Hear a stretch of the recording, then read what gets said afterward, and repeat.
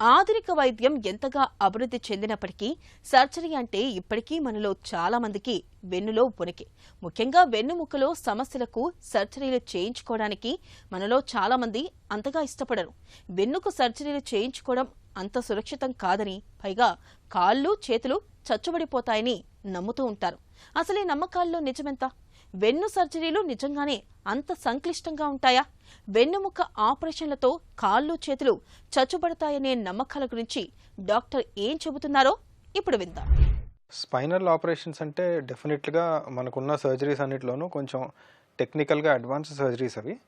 So, యూజువల్‌గా spinal ఆపరేషన్స్‌లో risk అనేది ఉంటుంది. కానీ మనం రిస్క్ వర్సెస్ బెనిఫిట్ అనేది చూసుకోవాలి. అంటే ఇప్పుడు ఒక 20 ఇయర్స్ టు 25 ఇయర్స్ అనుకుంటే, ఆ ముందు మనం ఉన్న టెక్నాలజీకి, ఇప్పుడు ఉన్న ఆధునిక టెక్నాలజీకి చాలా అడ్వాన్స్డ్ టెక్నాలజీ ఉంది ఇప్పుడు.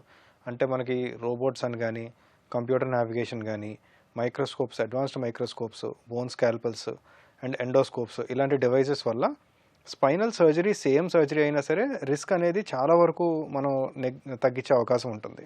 ఇంకోటి advance technology like neural monitoring అట్లాంటి డివైసెస్ వాడటం వల్ల రియల్ టైంలో మనం స్పైనల్ కార్డ్ అనాలిసిస్ చేస్తూ ఉండొచ్చు.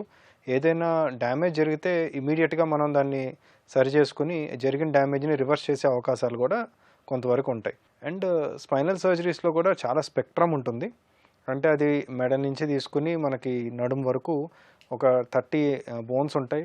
వీటిల్లో ఏ లెవెల్లో మనం చేస్తున్నాము, ఏ ప్రొసీజర్ దేనికి మనం చేస్తున్నాము, పెథాలజీ ఏంటి, ట్యూమరా, ఇన్ఫెక్షనా, డిస్క్ బల్జా అండ్ ఎంతకాలం నుంచి ఉందన్న దాన్ని బట్టి కూడా రిస్క్ ఉంటుంది. So definitely it's an advance surgery.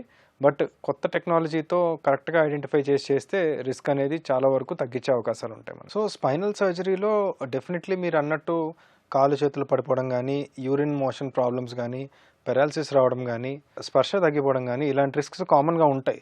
కాకపోతే ఏంటంటే మనం యూజ్ చేసే టెక్నాలజీని బట్టి, మనం చేసే ప్రొసీజర్ని బట్టి రిస్క్ డిపెండ్ అయి ఉంటుంది.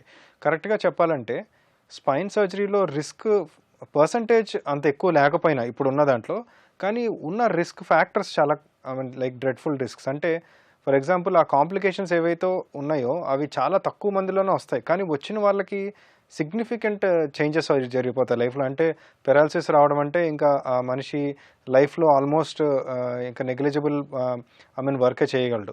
అలాగే యూరిన్ మోషన్ కూడా చాలా ఇబ్బందికరంగా ఉంటుంది.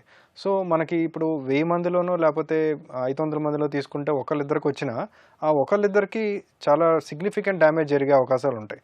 సో అందుకని స్పైన్ సర్జరీ చేసినప్పుడు బాగా ఎక్స్పీరియన్స్డ్ డాక్టర్స్ చేయాలి. అండ్ కరెక్ట్గా పెథాలజీని అర్థం చేసుకోవాలి. అండ్ సర్జరీ అనేది ఎప్పుడైనా సరే ఎంత రిస్క్ ఉన్నా లేకపోయినా it must be the last option for the patient.